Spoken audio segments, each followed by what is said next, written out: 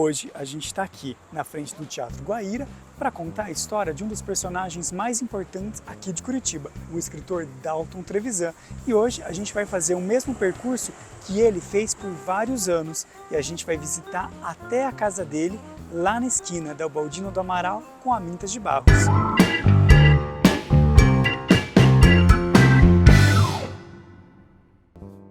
Eu sou Jonathan Silva, mas antes desse passeio, claro, se inscreva no canal caso você ainda não seja inscrito e ative o sininho para ficar por dentro de tudo que a gente produz. Vamos lá visitar o vampiro?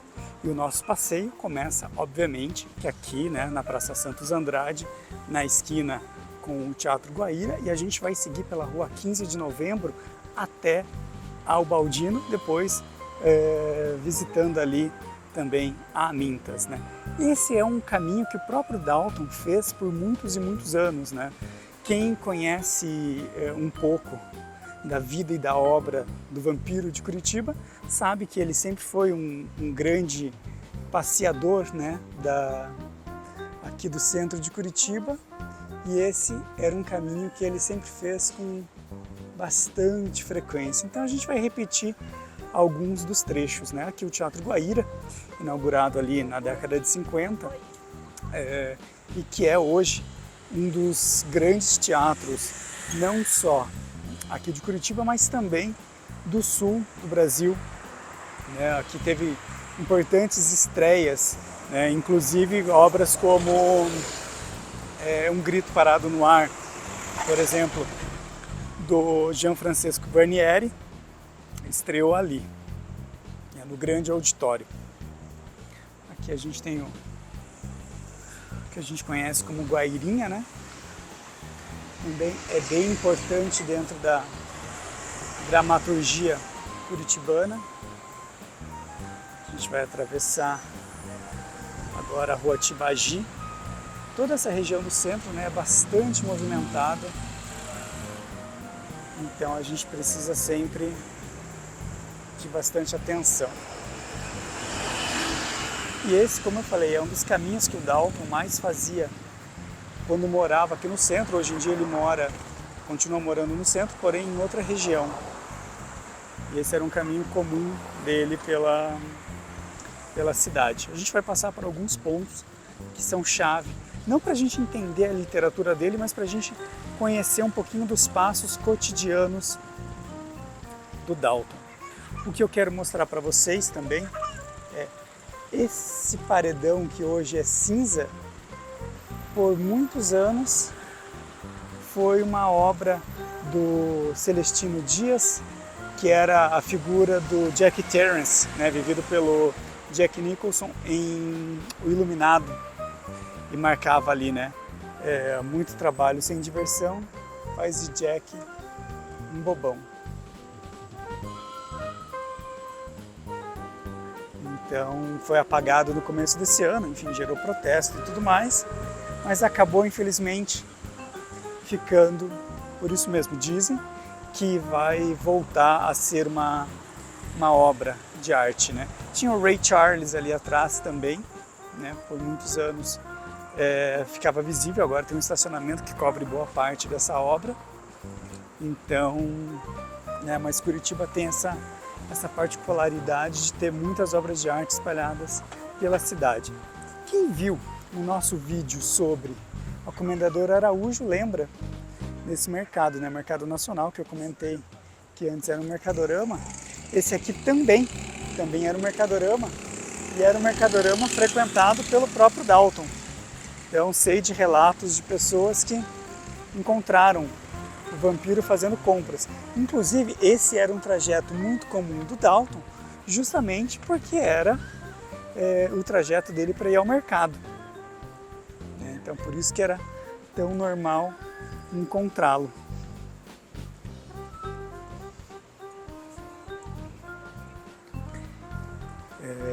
Ele sempre estava vestido de quase que de uma maneira incógnita, com o seu chapéuzinho, bonezinho, uma jaqueta, ou japona, como a gente diz aqui em Curitiba, e caminhando com essas sacolas de mercado. Então era bastante comum porque aqui não só ele vinha ao mercado, como também ele passava em outros lugares, né, os seus escritórios informais, como assim a gente conhece. Essa rua aqui, apesar de passar carros, ela é também a rua 15 de novembro, né? Esse é um trecho que vem lá do Alto da Glória e pelo qual é possível o trânsito de automóveis. Aqui os pontos clássicos de Curitiba, né? Fizeram muito sucesso e se tornaram símbolo da cidade nos anos 90. Tanto assim que está exposto no MON, né? O MON tem uma réplica desses pontos de ônibus. A gente está chegando daqui a pouquinho, né? Na verdade na próxima esquina, a um ponto também fundamental da cultura paranaense, né? A gente vai até atravessar a rua para poder mostrar melhor, né? Todo esse trecho é não só o trecho do Dalton Trevisan, mas é também um trecho bastante importante para a cultura curitibana, justamente por conta da reitoria, né, que a gente vê aqui na frente. E é esse complexo de prédios que pertence à Universidade Federal do Paraná e que abriga, entre outros cursos, os cursos de letras, né? Escritores importantes como Cristóvão Pesa, por exemplo, Caetano Galindo e outros, Luci Colin também, lecionaram ou lecionam ainda nesse campus aqui. Ele foi construído na década de 50, inaugurado em 56, para ser mais exato, e ele tinha uma característica de ser modernista, né? Com esses pilotis que são isso que a gente chamaria de pilastras, né? Esses quebra-ventos também na fachada. Isso para a época era bastante moderno, né? Aqui o Teatro da Reitoria, também palco importante da cultura paranaense. Mas o que eu queria falar também sobre a reitoria, né? Esse espaço em maio de 1968, o reitor da Universidade Federal, o Flávio Suplicy, cogitou a possibilidade de que a universidade deixasse de ser gratuita e passasse a ser paga, né? Que houvessem mensalidades a serem pagas. Isso gerou uma revolta, também inspirado pelo maio de 68, da França, e eles derrubaram o busto do reitor, né? E, enfim, foi chamada a polícia e tudo mais, e isso em maio, né? E em dezembro, como todo mundo sabe, foi colocado em prática o AI-5 pela ditadura militar, né? Então, movimentações como essa, manifestações como essas, já não aconteceriam mais, né? E eu acho que a gente encontrou o busto derrubado.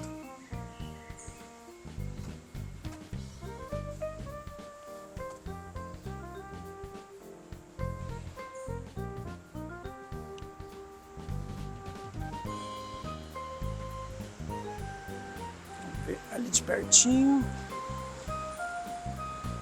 Isso mesmo. Esse foi o busto da discórdia. Enfim, né? É uma parte importante da história de Curitiba que às vezes as pessoas se esquecem, né? O Dalton, apesar da sua relação com a literatura, ele é formado em Direito, né? Ele nunca chegou até onde eu saiba, ele nunca chegou a trabalhar como advogado, mas ele por muitos anos foi herdeiro de uma fábrica de vidros, né? Então isso explica um pouquinho de porquê ele não precisava nem ser advogado e podia também se dedicar bastante à literatura. Aqui a gente vai encontrar um desses escritórios informais do vampiro, que é a Livraria do Chaim. ali na frente, que me parece agora tá fechada. Não, tá aberta. Ali, ó, aquela portinha. Quem conhece também um pouco da história do Dalton sabe que ele sempre avesso, né, as suas aparições em público e tudo mais, pedia para que recados fossem deixados aqui na livraria, né? Então o Chaim, já aí com 60 anos de tradição livreira, assim como a Guignone, né, que também foi muito importante, passava esses recados para o Dalton. Então esse é considerado um dos pontos fundamentais aí para o universo daltoniano. Por sinal, existe um documentário bem bacana no YouTube chamado Daltonismo, que conta um pouco da história do Dalton e também dos mitos, né? Mitos e lendas envolvendo aí o escritor. O que eu quero mostrar para vocês também é um outro espaço que já tem vídeo aqui no canal, mas que vale bastante a pena a gente relembrar, que é o Museu Guido Viaro. Constantino Viaro, filho do Guido, por sinal, é um dos amigos ainda mais íntimos e fiéis do vampiro, né? Casarão aí da década de 20, né? Inaugurado em 1929, em estilo Art Deco, e que hoje abriga o acervo do artista italiano Guido Viaro. Se você ainda não conhece essa história, a gente tem um vídeo aqui no canal mostrando o museu. Ali do lado o anexo, que foi também uma delegacia da Polícia Civil e posteriormente a primeira sede do Centro Europeu. Aqui a gente vai subir essa ladeirinha, que também é interessante. Eu acho que vale a pena até a gente atravessar a rua para mostrar. As casas, muitas delas aqui, desse lado, seguem um estilo germânico.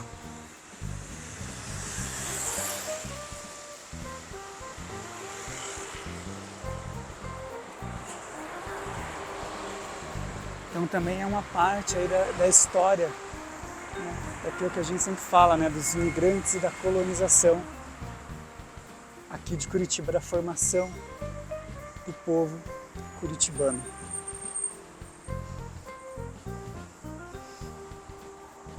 E esse era um caminho feito, né, diariamente pelo Dalton. Durante a pandemia, ele já não podia mais caminhar tanto, né? E segundo a lenda, ele foi assaltado e acabou se mudando para um prédio ali numa região um pouco mais central, mais próxima à Rua 15 de Novembro, do Calçadão, né? E aí, mas esse foi por muito tempo a morada do vampiro.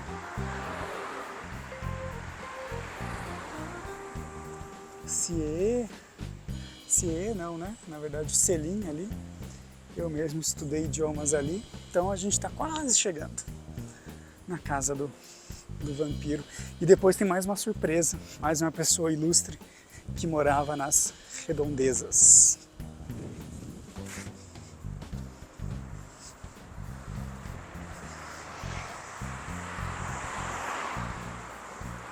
Aqui a rua, né, a Rua 15 de Novembro, é um elo importante que vem ali do Cristo Rei, Alto da 15, Alto da Glória, né, para cá, para a região central. Então é uma via de bastante movimento. Então, e como eu ia falando, né, o Dalton deixou de fazer as suas caminhadas diárias, precisou, né, permanecer mais em casa. E hoje ele vive nesse espaço, né, nesse apartamento. O que consta é que o Dalton também, de maneira silenciosa, como tudo que acontece na vida dele, se aposentou, né? O último livro inédito dele é Beijo na Nuca, de 2014. E o último lançamento, né, a publicação mais recente, é uma antologia pessoal, que saiu pela Record, que reúne aí boa parte da literatura do Vampiro, né? O Vampiro de Curitiba justamente por conta do livro dele publicado em 1965. Né? Não é o primeiro livro, o primeiro, na verdade, é 7 Anos de Pastor e depois Sonata ao Luar, isso da época em que ele ainda mantinha a revista Joaquim, né, entre 46 e 48, mas são livros que ele renega. O Sonata ao Luar vai ser relançado esse ano pela Arte e Letra. E o primeiro livro dele, né, que ele considera, é Novelas Nada Exemplares, de 1959, que continua sendo publicado, né, pela Record, hoje em dia pertence à Record. E muitos dos livros do Dalton, né, tem, como a gente já comentou em outro momento, as ilustrações de Oti Lazaroto. E essa é a Casa do Vampiro. Potik foi parte fundamental aí da criação desse imaginário de Dalton Trevisan. Aqui do nosso lado, o Hospital Oswaldo Cruz. Aqui, a casa do Dalton, onde ele morou aí por, 60 anos pelo menos, onde ele escreveu boa parte da parte mais importante da obra dele, né? Aquelas árvores que a gente vê ao fundo, por muito tempo elas eram colocadas de forma que os galhos pareciam um caule, né? Elas eram podadas ao inverso. Então ele deixava os galhos mais altos, sem folhas, né? sem galhos pequenos também, e a parte mais baixa com muita folha, parecendo que as árvores estavam ao contrário. Aqui a Mintas de Barros, né? A Mintas de Barros, que na verdade é o nome do meio do Ney Braga, né? Então, Ney Amintas de Barros Braga, que foi governador do Paraná, senador da República, prefeito de Curitiba e também ministro da Educação. Então aqui um pouquinho da casa do Dalton. Obviamente a gente não vai, né, mostrar lá dentro, essas coisas assim, né, nem tentar por cima do muro, porque acho que faz parte do respeito à privacidade do Dalton Trevisan.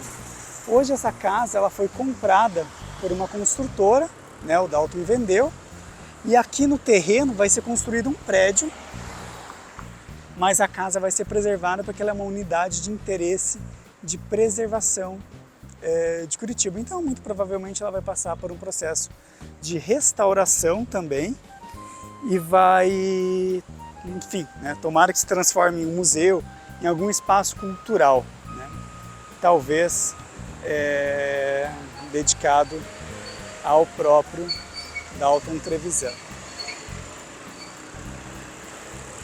Mas a outra figura ilustre que eu comentei morava nesse prédio aqui, ó, que era o Fedato, jogador do Curitiba, conhecido aí na década de 40 e 50, se eu não estou enganado, justamente por ser um jogador gentil, né? Ele não fez nenhuma falta durante a sua passagem pelo Curitiba, então ele era considerado um jogador muito educado, muito gentil.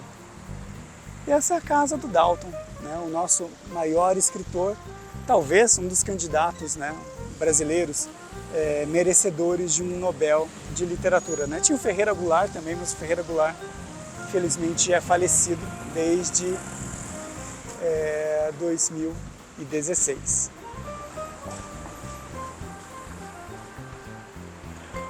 Antes, claro, de a gente finalizar o vídeo, aqueles recadinhos de praxe.